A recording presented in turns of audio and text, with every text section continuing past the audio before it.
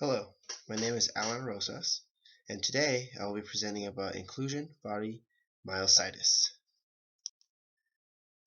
Okay, let's get started. So what does inclusion body myositis mean? Well, let's break it down. Inclusion means a body or particle recognizably distinct from a substance in which it is embedded, and myo means muscle, and itis means inflammation. So myositis means inflammation of the muscle. At this point on, I will be using IBM for short of inclusion body myositis. So I have the textbook definition on here if you'd like to read it. But in essence, IBM is a muscle disease that inflames the muscle tissue and is accompanied by muscle weakness. Okay, now moving on to some signs and symptoms of IBM. IBM primarily affects men older than 50 years of age, and it begins with a gradual onset of progressive weakness in the muscles. The distribution of weakness in IBM is variable, but both proximal and distal muscles are affected. Some early signs of IBM are weakness in the knee extensors, ankle dorsiflexors, and wrist or finger flexors. Also, some frequent falling episodes, trouble going up the stairs, and drop foot are also common symptoms. Other signs and symptoms are isolated erector spinae weakness, which is also known as droopy neck. Dysphagia or trouble swallowing is also very common. It is actually common in 40 to 60% of the patients who suffer from IBM. The big question is, what causes IBM? Well, unfortunately, it is not known, but we do have a few ideas. We know that the body's immune system turns against its own muscles and attacks them. And an idea floating around by some researchers is that a virus could be triggering the IBM.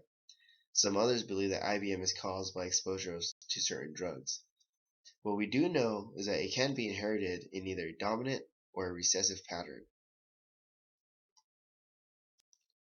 Although we don't know how it's caused, we do know and do have a few forms of treatments, such as medication, physical therapy, vitamins and supplements, and there is research being done to try and find new forms of treatment or a cure.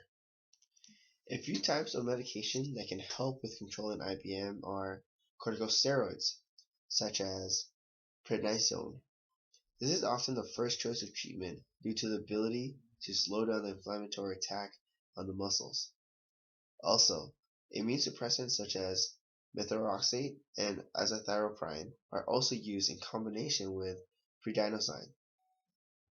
A pretty cool medication treatment that I've personally found interesting is intravenous immune globulin, or IVIG for short. This is a blood product derived from a large pool of donated human plasma.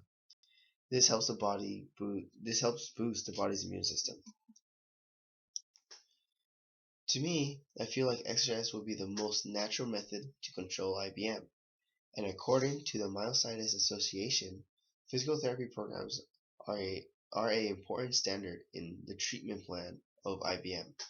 The most modest daily activities such as walking, gardening, resistance training, or even swimming can make a difference. But there are some precautions we must look into. For example, we have to make sure we warm up properly, exercise at a rate of exertion, and even cool down. And if you feel any pain, um, make sure to stop the exercise immediately. Some more natural approaches to treatment can be supplements and vitamins. For example, creatine, which is used by many athletes to increase repetitions and strength, has been shown to increase strength in very few patients of IBM. Another supplement is fish oil. This is naturally found in fish products, and this has been found to decrease inflammation, but must be very careful when taking it in high doses. A third option of supplements or vitamins is called glucosamine. This helps mix protein in muscle tissues.